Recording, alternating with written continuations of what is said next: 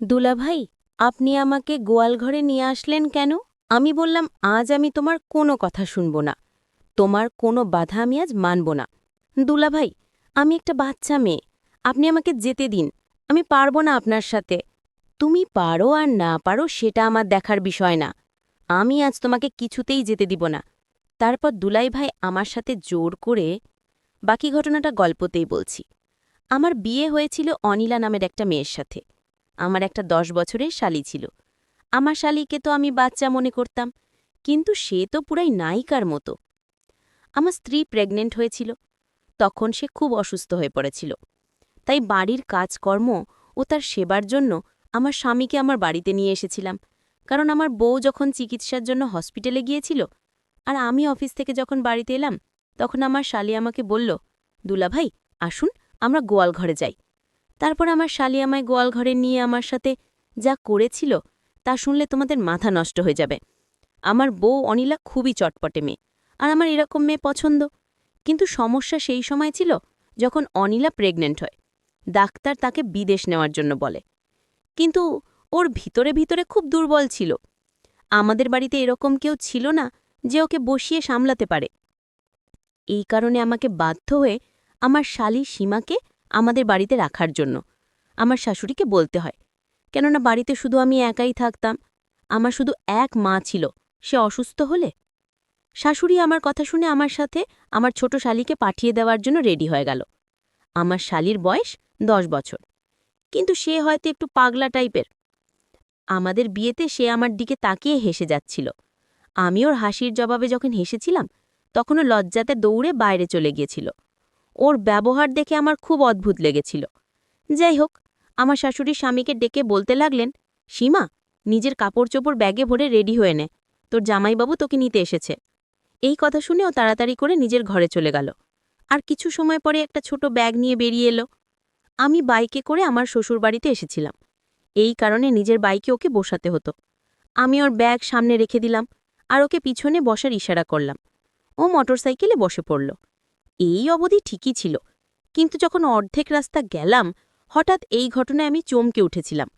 কপাল ভালো যে আমি মেইন রোডে নেই, নাহলে হঠাৎ করে এই ঘটনায় হয়তো অ্যাক্সিডেন্ট করে ফেলতাম। আমি তাড়াতাড়ি করে মোটরসাইকেল সাইডে দাঁড় করি ওকে বললাম, এটা তুমি কি করছো? কারণ আমার শালী সীমা মোটরসাইকেলে বসে আমার সাথে দুষ্টুমি করছিল।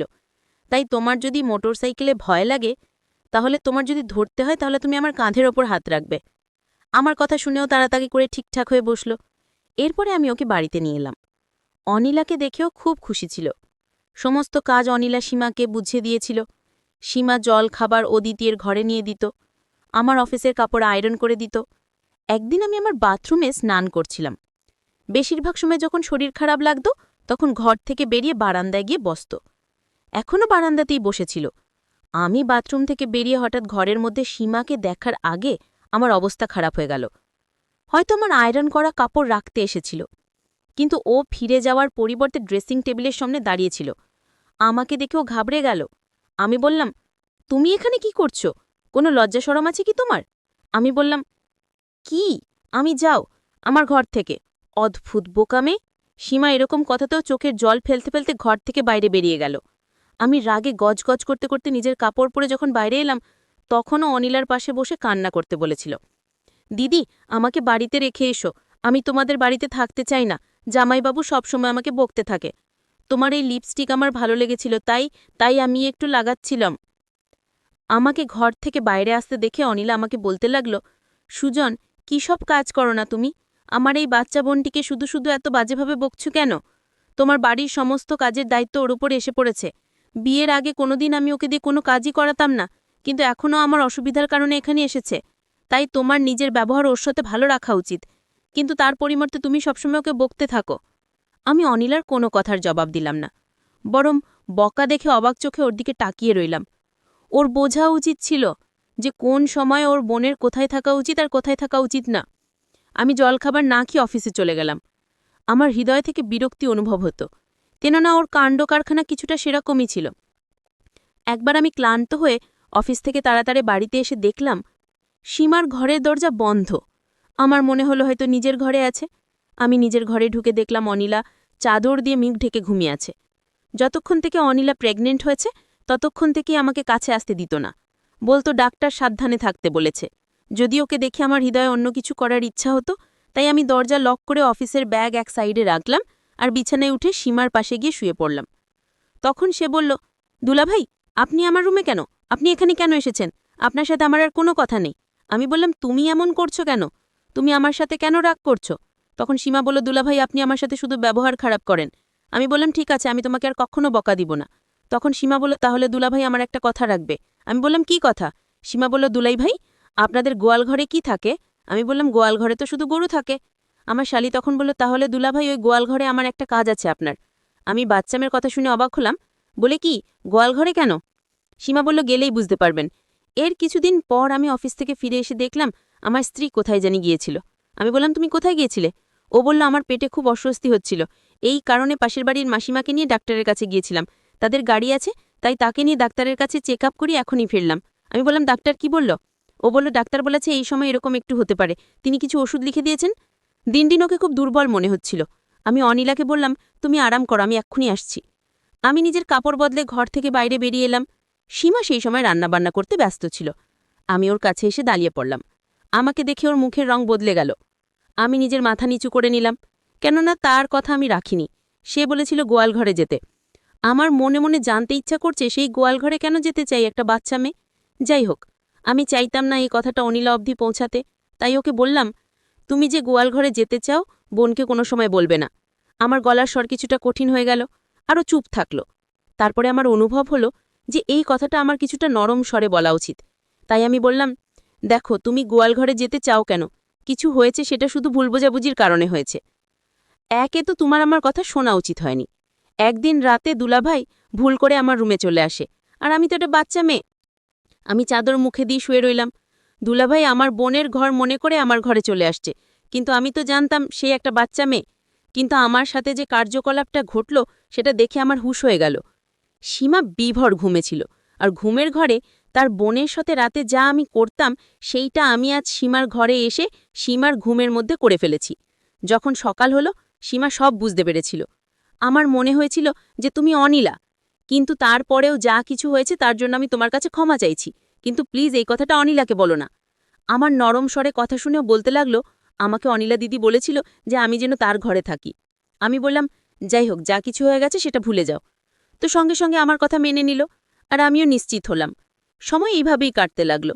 কিন্তু সীমার একটা আবদার আছে, সেটা হলো সে আমাকে কিছুদিন যাবৎ বলতেছিল তার সাথে আমি গোয়াল ঘরে যেতে। কিন্তু কে যে গোয়াল ঘরে যেতে চায়, আর আমিও ঠিক সময় পাচ্ছি না কোন সময় যাব। সে আমাকে বলেছিল ওই দিনের রাতের ঘটনাটা তার দিদিকে বলবে না, যদি আমি তার সাথে গোয়াল ঘরে যাই। এসব ভাবতে ভাবতে এদিকে আমার স্ত্রীর অবস্থা আবার ঠিক বলে মনে হচ্ছিল না। সময় যত কাটতে লাগলো শ্বাস নিতেও ততই কষ্ট হতে লাগলো। ওর শরীরে রক্তের খুব অভাব ছিল, প্রায় দিনই ও ভিটামিনের ইঞ্জেকশন দিত। ওর চোখের নিচে কালো ছাপ পড়তে শুরু করেছে, গায়ের রং ফ্যাকাশে হতে শুরু করেছে। ডাক্তার যমজ বাচ্চার কথা বলেছিল, হয়তো এই কারণেই খুব বেশি দুর্বল হয়ে গিয়েছিল। 9 মাসে তোর অবস্থা এমন হয়ে গিয়েছিল যে আমাকে বাড়িতে হুইল চেয়ার নিয়ে আসতে হয়েছিল, কেননা ও একদমই হাঁটতে চলতে পারত না। ডাক্তার অপারেশনের কথা বলেছিল, এই কারণে আমি আর সীমা ওকে হসপিটালে নিয়ে গেলাম। কিন্তু অপারেশনে অনেক সমস্যার সৃষ্টি হয়েছিল। 1 ঘন্টা পরে লেডি ডাক্তার ঘর থেকে বাইরে এলো, নার্সের হাতে 2টো বাচ্চা দিল।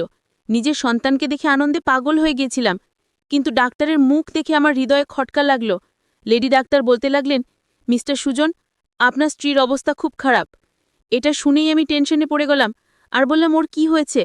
তখন তিনি বলতে লাগলেন যে ওর সার্ভাইভ করতে পারছে না, ওর কাছে অল্প কিছু সময় আছে, আপনি প্লিজ গিয়ে তার সাথে দেখা করুন। এটা শুনেই যেন মনে হলো আমার পায়ের নিচ থেকে মাটি বেরিয়ে গেছে। আমি বললাম, এসব আপনি কি বলছেন? কিছুই হতে পারে না। আমি দৌড়ে তার কাছে এলাম এবং দেখলাম খুব কষ্টের শ্বাস নিচ্ছিল। আমি তার কাছে গেলে ওর চোখ থেকে জল গড়িয়ে বালিশে প্রবেশ করেছিল। আমাকে দেখেও হালকা একটু হাসার চেষ্টা করল। আমি তার কাছে গিয়ে বসে পড়লাম। ওর চোখের জল ফেলেই চলেছিল। আমি ওর হাত ধরে বললাম, কিছুই হবে না তোমার, দরকার হলে আমি জলের মতো পয়সা খরচ করব, তুমি ঠিক হয়ে যাবে। কিন্তু খুব কষ্টে ভাঙাচোরা শব্দ বলতে লাগলো, তুমি যা কিছুই করো না কেন, আমি বুঝে গেছি যে আমার কাছে সময় খুব কম। আমার স্ত্রী বলতে লাগলো, সুজন, প্লিজ আমার বাচ্চাদের জন্য সৎ মা নিয়ে এসো না, তার থেকে তুমি সীমাকে বিয়ে করে নিও। ওর কথা শুনে হতবম্ব হয়ে ওর দিকে তাকিয়ে রইলাম। হঠাৎ করে হওয়া এই অবস্থার জন্য আমি একদম রেডি ছিলাম না। আমি বললাম, এরকম কথা কেন বলছো তুমি? তোমার কিছুই হবে না, ভগবানের জন্য এরকম কথা বলো না। অনিলা হঠাৎ করে নিঃশ্বাস নিতে খুব কষ্ট হতে লাগলো। আমি ডাক্তারকে ডাকতে শুরু করে দিলাম। আমি চিৎকার করে করে সমস্ত লোক আশেপাশে দাঁড়িয়েছিল। আমার চোখ দিয়ে জল পড়তে লাগলো। কিন্তু এত কিছুর পরেও ও আমাদেরকে ছেড়ে চলে গেল। আমার গণনা তো সেই সমস্ত পুরুষদের মধ্যে হয়তো যারা নিজের স্ত্রীর জন্য সমস্ত স্বপ্ন, সমস্ত আবেগ কন্ট্রোল করতে পারে না। এর সাথে আমার এরকমই বন্ধন ছিল। ওর শান্ত স্বভাব,